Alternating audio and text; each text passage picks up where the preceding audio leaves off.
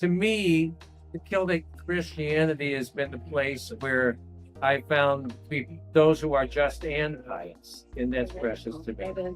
Hello, listeners. I am Jean Kelly, the host of Read, Pray, Write podcast, and I'm taping today at the Wild Goose Festival in Harmony, North Carolina, alongside Reverend Kenneth McIntosh. Welcome, Kenneth. Thank you, Jean.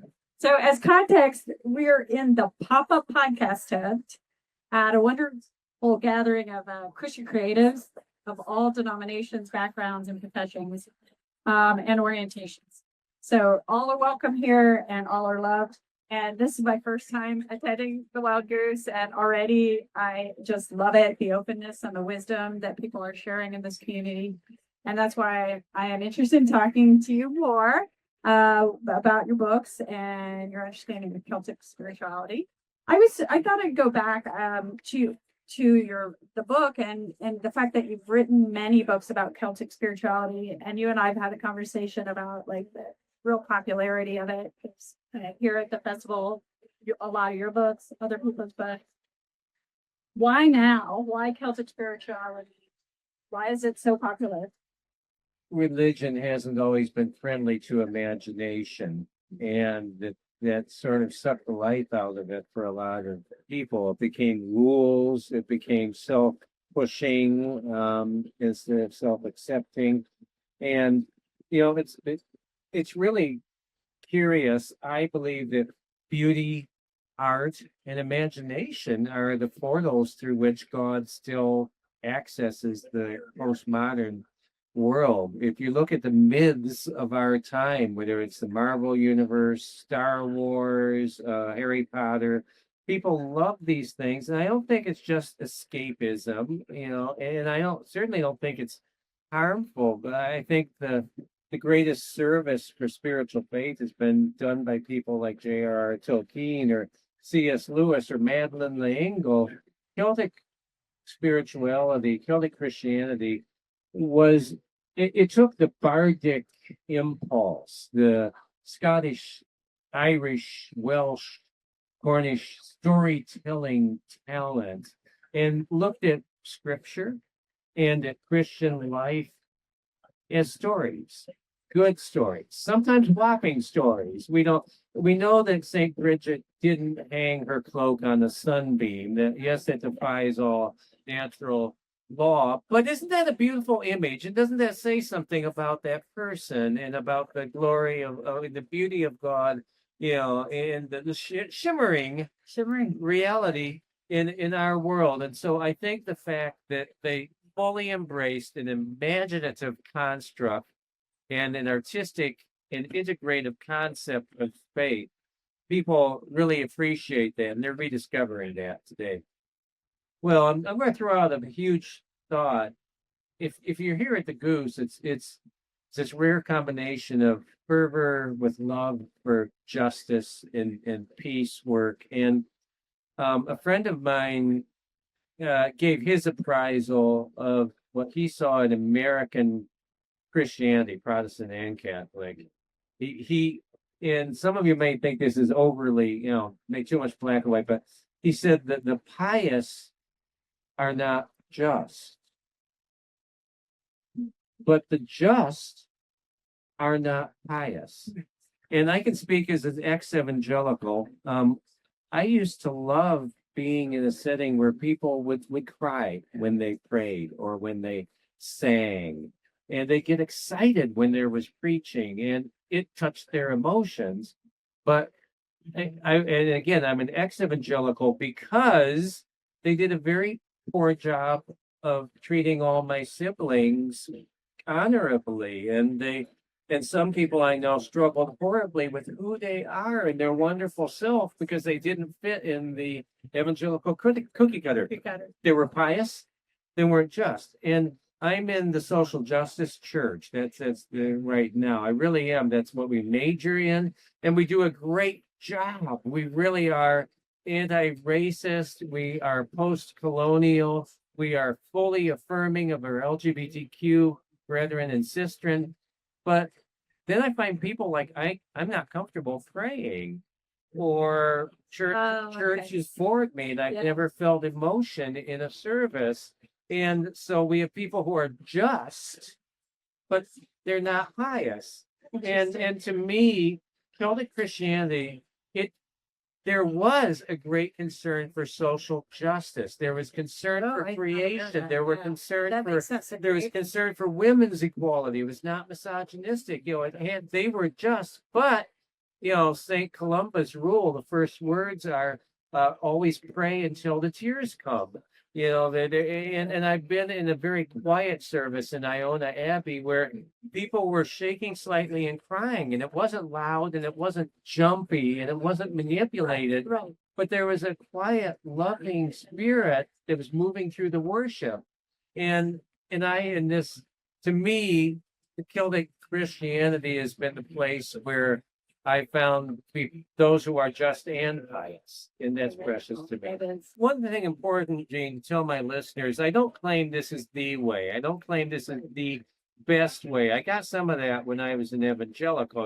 We have the right way, and aren't you lucky that we're pushing it down your throat? And all I claim is it works for me. That's right. It's worked for many people I've talked with who've read my books and lived this elsewhere. And so I know it's good to many of us. So I'm happy to share what I've experienced. Very cool.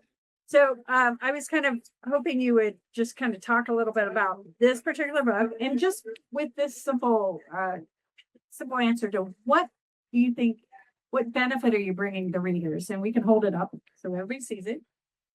What this, because you've done several books, right? About Celtic spirituality, but what about this? Yeah, I have nine books published, mostly Celtic spirituality, also contemplative and some social justice perspectives. But the latest book, Oak and Lotus, Celtic Christian Spirituality in the Light of Eastern Wisdom. So to me, the advantage is having a broader perspective. If someone were looking at us right now, there'd be the perspective of the camera screen, and they get this kind of, this my left side, your right side, and 3/4 profile. If they were standing behind the awning, they'd see us very differently. They could see what our hair is like, and their hat, and my hat, and whatever.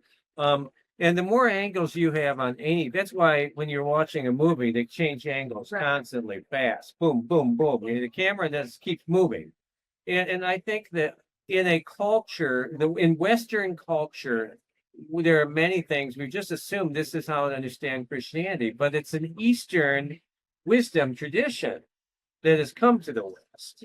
And in many respects, there are things that they're easier to understand if you have insights from Hindu, Buddhist, and Taoist perspectives, and they're really valuable. I mean, to give one super quick, concrete example, Jesus says, do not be anxious. Well, you know how hard that is to not be anxious? And I knew for years that, like, I'm missing something huge because, one of my favorite theologians would say that doubt is not the opposite of faith. Fear is. Well, yeah, but why do I still take things personally? Why am I still a people pleaser? Why am I still horrified and upset when my plans crash or when whatever worries come in? And curiously, a Christian psychologist introduced me to the teachings of the Buddha. But understanding the core principles of Buddhism have enabled me to make more progress in truly living in the now and being very accepting, even joyfully accepting, even of adversity. It's made a real difference. Wow, that's great. And so that's what you want to bring to readers. And I'm just curious to know, is a form of spiritual reading something you do as part of your normal practice? Do you have a take on it that's different? My core practice is centering prayer. And that I start with an intention and close with a text, but that's been my primary. I sometimes do lectio divina. I find lectio divina for me is more meaningful with a group than an individual. I've heard that too. Practice. Right. And I always have people do centering prayer, quiet contemplative prayer, before going into lectio, as I find that the spirit sort of sinks in and enriches the text when you do that.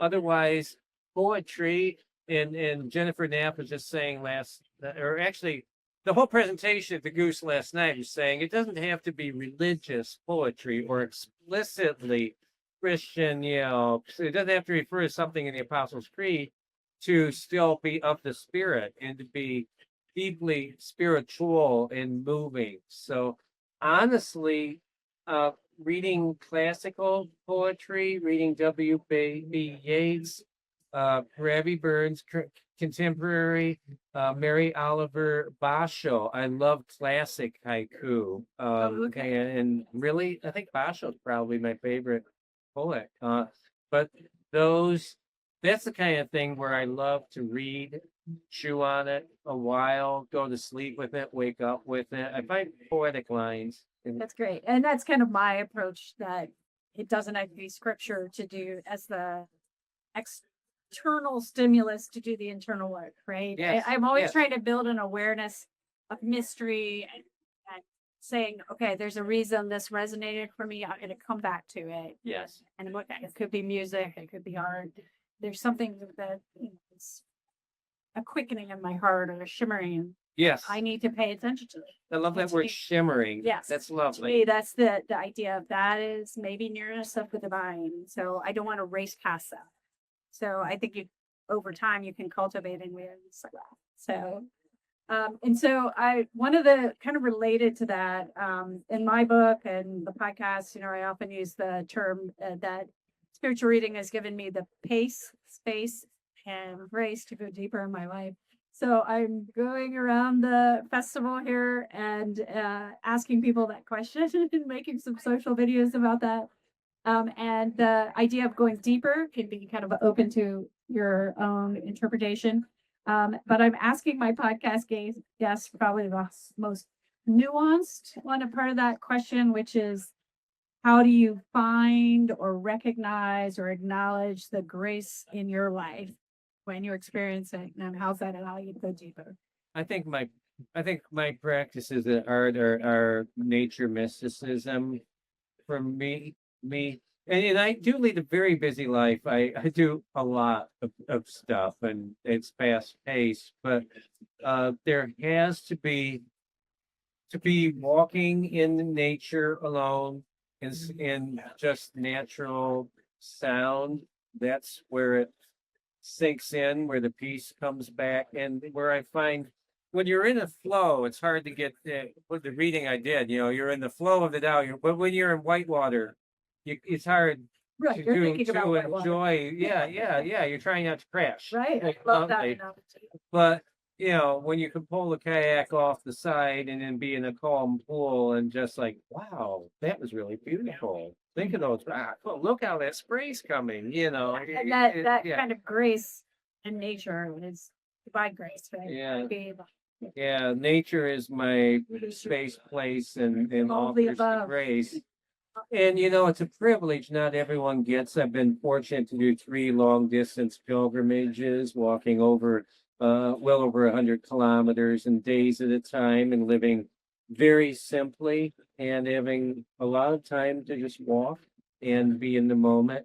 And if anyone, retreats can be 30 seconds in the morning, right? Where you sit in your garden for a minute and have a cup of tea, or, retreats could last for a month on the road if you're so blessed, but take what time away you can. Right, yeah. And Kenneth and I have done the same long pilgrimage. He did it much longer than me, the Camino de Santiago.